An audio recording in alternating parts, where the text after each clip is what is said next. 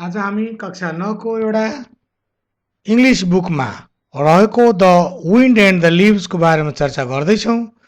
यसमा हामी हेरौँ त एकचोटि के छ।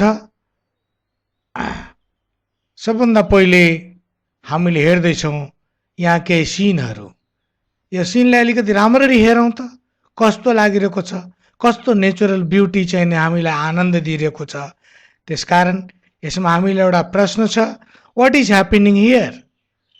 पक्का पनि यसको एन्सर हुनेछ the wind is blowing and leaves are flying. यसलाई सिनलाई हेर्दै हावाको महत्त्व विभिन्न कविहरूले लेख्नु भएको छ। जसरी पीबी शेलीद्वारा लिखित ओड टु द वेस्ट विन्डमा उहाँले लेख्नु भएको छ, wild spirit which art moving everywhere, destroyer and preserver hear oh hear. त्यस्तै गरेर सुब्रमण्यमले पनि विन्ड पोइममा यसको महत्त्व लेखिएको छ र हिन्दी मुभी बोर्डरमा पनि विन्डको महत्त्वको बारेमा के भनिएको छ, ए गुजर्ने वाली हवा बता मेरा इतना काम करेगा क्या। यसलाई अलिकति सुनौँ। पक्का पनि हामीले सुन्यौँ कि वास्तवमा हावा जुन छ एउटा वास्तवमा म्यासेन्जरको रूपमा यसलाई लिएको छ। यो हिभेनली म्यासेन्जर हो। यसले हामीहरूको भावनालाई पुर्याउने काम गर्दछ र भनिन्छ यो चाहिँ नि हाम्रो मनको भावनालाई जहाँसम्म हामी पुग्न सक्दैनौँ, जहाँ रवि पुग्न सक्दैन त्यहाँ यो हावा पुग्दछन्। त्यसकारण the poem wind and the leaves written in lyric form by George Cooper is highly philosophical. The rhyme scheme of this poem is AA, BB, CC, DD, EE, EFF like this. त यो poem चाहिँ हामी आज पढ्न गइरहेछौँ, the wind and the leaves. अब यसलाई लेख्ने को त यसको हामी फोटो अगाडि हेर्दैछौँ। यो फोटो कसको होला? Who is he? Certainly he is George Cooper. र यसको बारेमा यहाँ छ, George Cooper was an American poet remembered chiefly for his song lyrics.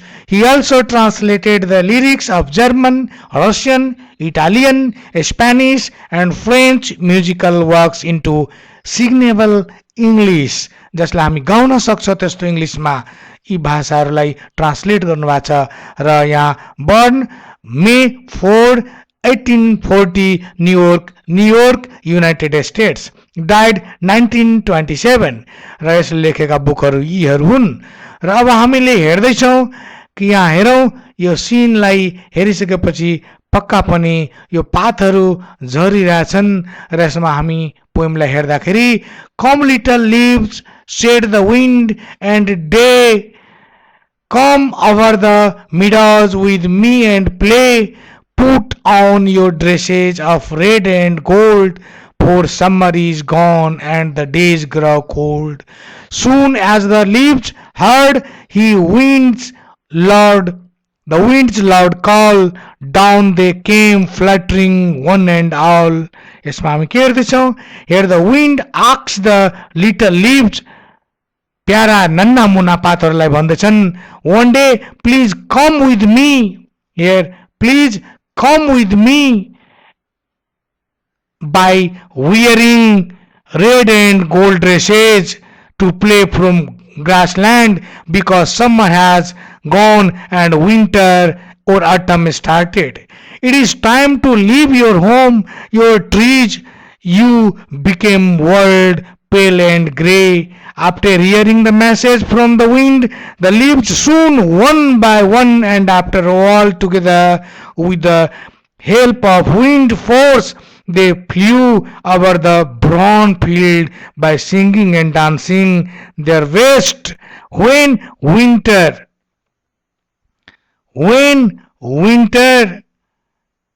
caught the leaves, they with the help of wind dancing and whirling went on the earthy beds to sleep forever because they were satisfied with the lifespan. Their time come, it was their wish. After sleeping forever, the snow spread his bedspread blanket over lips or head. Now you again find out that come little leaves and shed the wind one day. एक दिन के गर्यो त यसले हावाले पातहरूले भन्यो ए para पातहरू तिमी मसँग आऊ, come over the meadows with me and play, मसँग आऊ यो मिडोहरूबाट र मसँग खेल.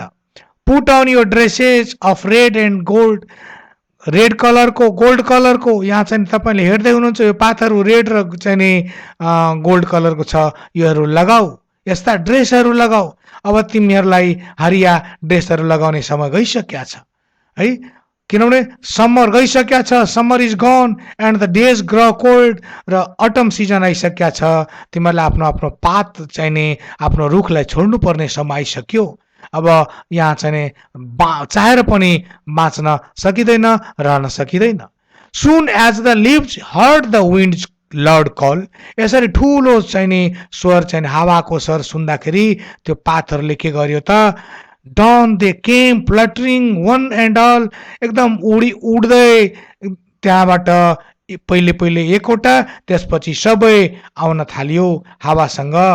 र त्यसपछि यस्तै गरेर हामी हेर्छौँ over the brown field then they danced and singing the soft little songs they knew, र उसलाई जुन हावालाई के अरे पातहरूलाई जुन राम्रा राम्रा आफ्ना गीतहरू आइरहेको थियो त्यो राम्रा राम्रा चाहिँ गीतहरू ऊ गाउँदै चाहिँ सिङ्गिङ गर्दै डान्सिङ गर्दै ऊ त्यो हावासँग उड्न थाल्यो. Dancing and whirling the little leaves went, त्यो चाहिँ नन्ना मुन्ना पातहरू त्यहाँबाट डान्सिङ गर्दै हुर्लिङ गर्दै नाच्दै खेल्दै कुद्दै गए.